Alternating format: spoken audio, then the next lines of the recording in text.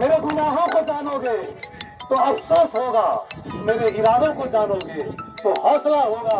मैं आपसे कहने आया हूं जनाब, वो दिन करीब है जब फैसला होगा। मैं आपसे कहने आया हूं जनाब, वो दिन करीब है जब फैसला होगा। वही रहबर होगा, वही रहनुमा होगा, मुसलसल जिंदगी जो जुल्मों से लड़ा होगा। और मेरे लोगों, निकल आओ अब घरों से मैदान के लिए। मेरे लोगों, निकल आओ घरों से अब मैदान के लिए। जीत उसकी होगी जो जंग में तगड़ा होगा।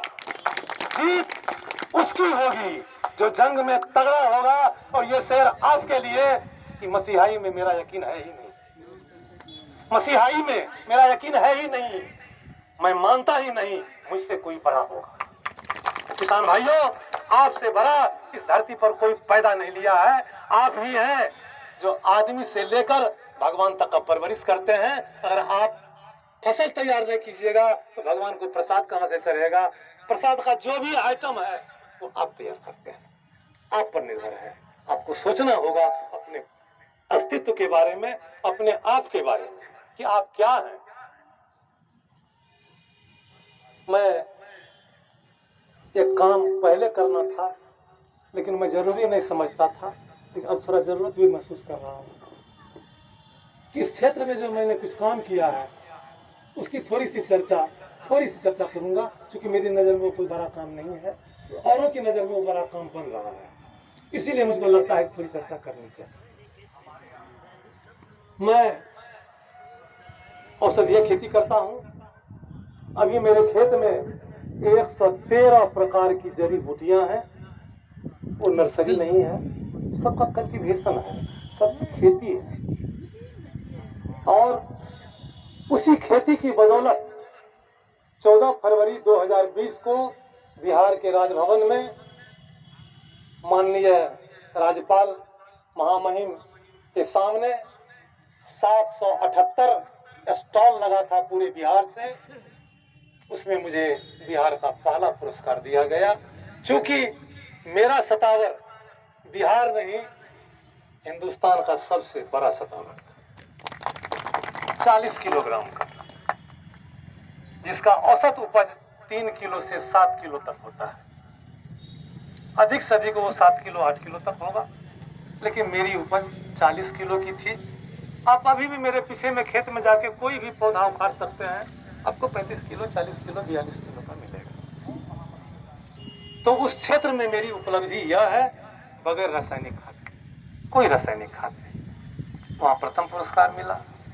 28 फरवरी जादापुर यूनिवर्सिटी कलकत्ता आयुष मंत्रालय के द्वारा नेशनल मेडिसिनल प्लांट बोर्ड के सौजन्य से मेरा व्याख्यान हुआ, मुझको सम्मानित किया गया और मुझे प्रमाण पत्र भी दिया गया। उद्देश्य जैविक खेती को बढ़ावा देना, सिर्फ जैविक। चूंकि औषधीय खेती भी यूपी में एमपी में लोग डीएपी हरा भार पोटाश डाल के खूब करते हैं, उसकी उपज ज्यादा होती है, ज्यादा उपज होती है। हम उससे ज्यादा उपज लेते हैं जैविक खेती करके। यह भी हमने साबित किया लखनऊ में, सीमेंट में। मैंने नहीं किया, मेरा जो किसान आनंद कुमार रानीपट्टी 26-27 किलो का सतावर था, कहा हिंदुस्तान का सबसे बड़ा सतावर यही है। उसको वहां पर अभी भी रखा हुआ है सीमेंट में, सेंट्रल इंस्टीट्यूट में। वो मेरा किसान है। उद्देश्य क्या है मेरा? एकमात्र उद्देश्य कि घाटे का सौदा साबित हो चुकी कृषि को लाभकारी बनाए, ताकि कल मेरा बेटा भी पढ़ने लिखने के बाद अगर नौकरी नहीं मिले तो उसको अफसोस नहीं हो कि हमको नौकरी नहीं मिली। मेरा बेटा तो इंजीनियरिंग कर रहा, कहता है 2.5 बीघा खेत की व्यवस्था कर दीजिए, हमसे लिखवा लीजिए, मैं नौकरी नहीं करूंगा। तंग कर रहा है और आने वाले समय हमको करना पड़ेगा, क्योंकि वो बहुत बड़ी बात करता है। कहता 2.5 बीघा दे न दीजिए, सालाना कुछ होगा टर्नओवर तो करोड़ का टर्नओवर होगा। अब इंजीनियरिंग क्या मथा लगाता है हमको उतना पता नहीं है, लेकिन वो कहता है। और विश्वास इसीलिए होता है उस पर, सतावर को सुखाने के लिए एक ड्रायर की जरूरत होती है, जिसकी कीमत थी 1,30,000। हमको लगा कहां से खरीदेंगे ही तुरंत, तो एडमिशन लिया बीपी मंडल इंजीनियरिंग कॉलेज में। हमने कहा रे तू तो मैकेनिकल इंजीनियर बनेगा, कब बनेगा, क्या बनेगा, 1,30,000 दाम है, उस पर माथा लगाओ ना, इस ड्रायर हमको बनवा दो। तो हमको कहा 30,000 टका दीजिए, बना देते हैं। 1,30,000 और 30,000, 30,000 टका दिए, बना दिया। और जो सतावर फिरोज जी 7 दिन में सूखेगा वो 4.5 से 5 घंटा में सूखेगा, वो बना दिया। उद्देश्य घाटे का सौदा साबित हो चुकी, किसी को लाभकारी बनाना। मैं आपको जानकारी दूं कि महामहिम के सामने मेरा पर्चा बांटा गया। उस पर्चा में जैविक खेती के द्वारा मैंने साबित किया है 17 साल के दौरान कि मैं 5 कट्ठा खेती करता हूं, 5 कट्ठा करवाता हूं, 6 कट्ठा नहीं करता। और किसानों को न्यूनतम आमदनी होती है 4.5 से 5 लाख रुपए, 6 लाख रुपए तक। और यही सब देख के मुझको जिला कृषि पदाधिकारी भी मधेपुरा के सुपौल के 10 प्रखंड में और मधेपुरा के 13 प्रखंड में मुझसे प्रशिक्षण दिलाया, क्योंकि मैंने करके दिखाया। आप भी कर सकते हैं, लेकिन एकमात्र उद्देश्य कि जहर से अपने आप को अलग कीजिए, जहर से अपने आप को अलग कीजिए। जिंदगी बहुत महत्वपूर्ण है, अर्थ उतना महत्वपूर्ण नहीं है जितना जीवन महत्वपूर्ण है, पैसा उतना महत्वपूर्ण नहीं है जितना कि स्वास्थ्य महत्वपूर्ण है। और जाते जाते जिस दौर में अभी आप चल रहे हैं, एक शेर और सुनाना चाहता हूं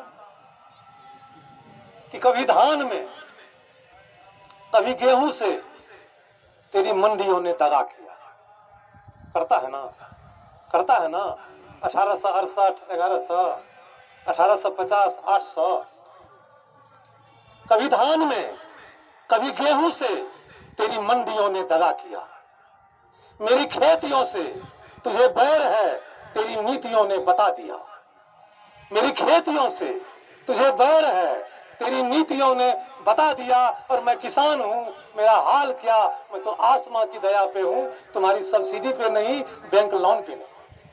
कि मैं किसान हूँ, मेरा हाल क्या, मैं तो आसमां की दया पे हूँ। कभी मौसमों ने हंसा दिया, कभी मौसमों ने रुला दिया। ऐसे दौर में हम खेती करते हैं कि मौसम हंसाता है, मौसम रुलाता है, और मौसम के भरोसे हम खेती करते हैं। होना यह चाहिए कि यह कृषि प्रधान देश है, सरकार की जवाबदेही थी मौसम आधारित खेती करवाना, ताकि मौसम की मार हमको झेलनी नहीं पड़े। अब सरकार कहती है, मुख्यमंत्री जी कहते हैं मौसम आधारित खेती करवाइए ताकि किसानों को नुकसान नहीं हो। तो किसान भाइयों, आपको अच्छे उद्देश्य के लिए यहाँ बुलाया गया है, ऐसा मुझको